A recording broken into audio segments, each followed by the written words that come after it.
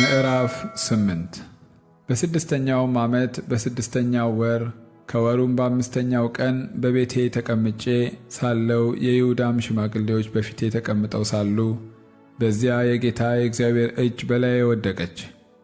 እኔም አየሁ፣ እነሆም እንደ እሳት የሚመስል አምሳያ ነበረ።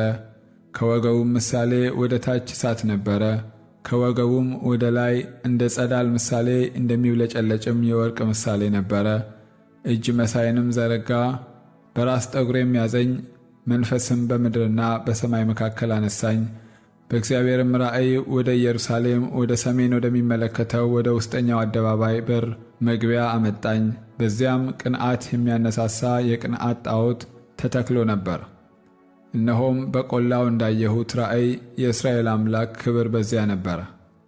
እርሱም የሰው ልጅ ሆይ ዓይንህን ወደ ሰሜን መንገድ አንሳ አለኝ። ዓይኔንም ወደ ሰሜን መንገድ አነሳው። እነሆም በመሠዊያው በር በሰሜን በኩል በመግቢያው ይህ የቅንዓት ጣዖት ነበረ። እርሱም የሰው ልጅ ሆይ የሚያደርጉትን ከመቅደስ የሚያርቁኝ ዘንድ የእስራኤል ቤት በዚህ የሚያደርጉትን ታላቁን ርኩሰት ታያለህን? ደግሞም ተመልሰ ከዚህ የበለጠ ታላቅ ርኩሰት ታያለህ አለኝ። ወደ አደባባዩም መግቢያ አመጣኝ። ባየውም ጊዜ እነሆ በግንቡ ውስጥ ፉካ ነበረ። እርሱም የሰው ልጅ ሆይ ግንቡን ንደለው አለኝ። ግንቡንም በነደልኩት ጊዜ መዝጊያ አገኘው። እርሱም ግባ፣ በዚህ የሚያደርጉትን ክፉን ርኩሰት አለኝ። እኔም ገባውና እነሆ በግንቡ ዙሪያ ላይ የተንቀሳቃሾችና የርኩሳን አራዊት ምሳሌ የእስራኤልንም ቤት ጣዖታት ሁሉ ተስለው አየሁ። በፊታቸውም ከእስራኤል ቤት ሽማግሌዎች 70 ሰዎች ቆመው ነበር። በመካከላቸውም የሳፋን ልጅ ያእዝናንያ ቆሞ ነበር። ሰውም ሁሉ እያንዳንዱ በእጁ ጥናውን ይዞ ነበር። የዕጣኑም ጢስ ሽቱ ይወጣ ነበር። እርሱም የሰው ልጅ ሆይ የእስራኤል ቤት ሽማግሌዎች በጨለማ እያንዳንዱ በስዕሉ ቤት የሚያደርጉትን አይተሃልን? እነርሱ እግዚአብሔር አያየንም፣ እግዚአብሔር ምድሪቱን ትቷታል ይላሉና አለኝ። እርሱም ደግሞ ተመልሰህ ከዚህ የበለጠውን የሚያደርጉትን ታላቅ ርኩሰት ታያለህ አለኝ።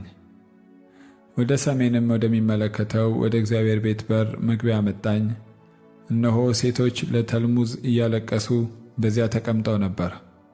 እርሱም የሰው ልጅ ሆይ ይህን አይተሃልን? ደግሞ ተመልሰ ከዚህ የበለጠ ርኩሰት ታያለህ አለኝ። ወደ እግዚአብሔር ቤት ወደ ውስጠኛው አደባባይ አመጣኝ።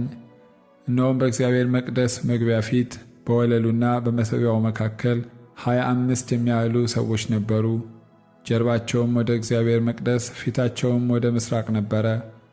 እነርሱም ወደ ምስራቅ ለፀሐይ ይሰግዱ ነበር። እርሱም የሰው ልጅ ሆይ ይህን አይተሃልን? በዚህ የሚያደርጉትን ይህን ርኩሰት ያደርጉ ዘንድ ለይሁዳ ቤት ጥቂት ነገር ነውን? ምድሪቱን በግፍ ሞልተዋታል፣ ያስቆጡኝም ዘንድ ተመልሰዋል። እነሆ ቅርንጫፉን ወደ አፍንጫቸው አቅርበዋል። ስለዚህ እኔ ደግሞ በመዓት እሠራለሁ። ዓይኔ አይራራም፣ እኔም አላዝንም። ወደ ጆሮዬም በታላቅ ድምፅ ቢጮኹ አልሰማቸውም አለኝ።